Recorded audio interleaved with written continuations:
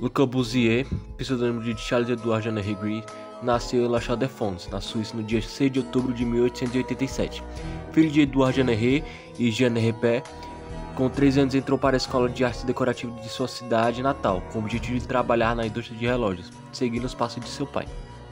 Após deixar a escola, foi incentivado a estudar arquitetura e recebeu Le Plata, a primeira licença para trabalhar em um projeto local. Com 19 anos, concluiu seu primeiro projeto de uma casa para um fabricante de relógios. Com 20 anos, com o objetivo de aprimorar seus conhecimentos, realizou uma viagem pela Europa e conheceu grandes arquitetos e obras arquitetônicas antigas.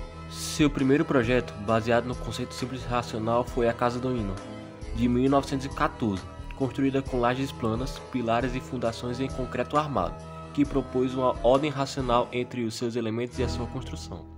Através de sua teoria, Le Corbusier introduziu os 5 princípios arquitetônicos: planta livre, teto-terraço, pilotis, esquadrias livres e grandes aberturas.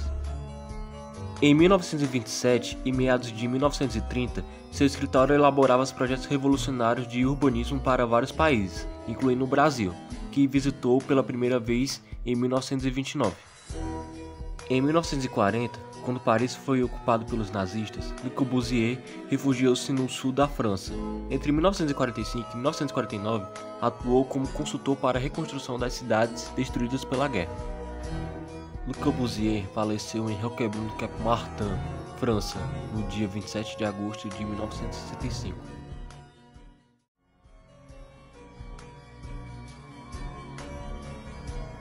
Em 2016, 17 obras de Le Corbusier foram qualificadas como Patrimônio Mundial da Humanidade. Entre elas podemos citar Unité de Habitation, mais conhecido como Cité Radieuse. A unidade de habitação em Marseille, França, foi o primeiro projeto em larga escala do famoso arquiteto. Em 1947, a Europa ainda sentiu os efeitos da Segunda Guerra Mundial e Corbusier foi contratado para projetar um conjunto habitacional para a população de Marseille, relocada após atentados. Secretariado de Chandigarh, Índia. O plano original de Le Corbusier para o complexo do Capitólio consiste em 4 edifícios e 6 monumentos dispostos num único terreno, concebido como 3 praças entrelaçadas. 3 dos 4 edifícios foram realizados, são eles o Palácio de Justiça, o Palácio da Assembleia e o Secretariado, e foram projetados para representar os 3 poderes da democracia. O 4º edifício, o Palácio do Governo, nunca foi construído. Villa Savoie. Construído em 1929, foi uma casa projetada para morar, porém foi usado pelo exército alemão no período de guerra e deixada em ruínas quando foi declarada patrimônio arquitetônico pelo governo francês. Nosso país recebeu forte influência dos 5 pontos da arquitetura moderna de Le Corbusier.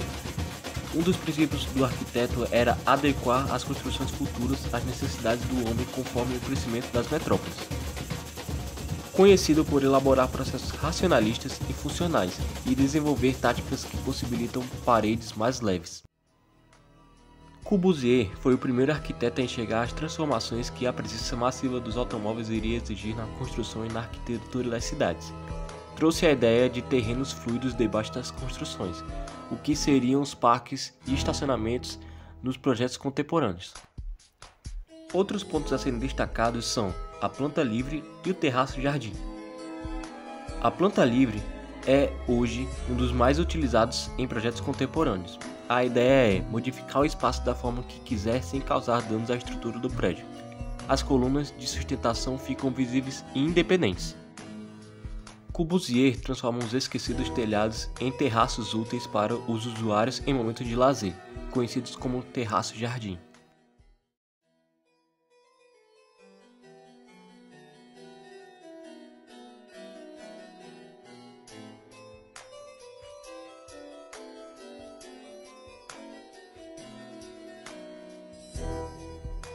O módulo era um sistema de medidas em escala humana usado na arquitetura, que se baseia na proporção áurea, pensado no início dos anos 40, sendo desenvolvido em 1942.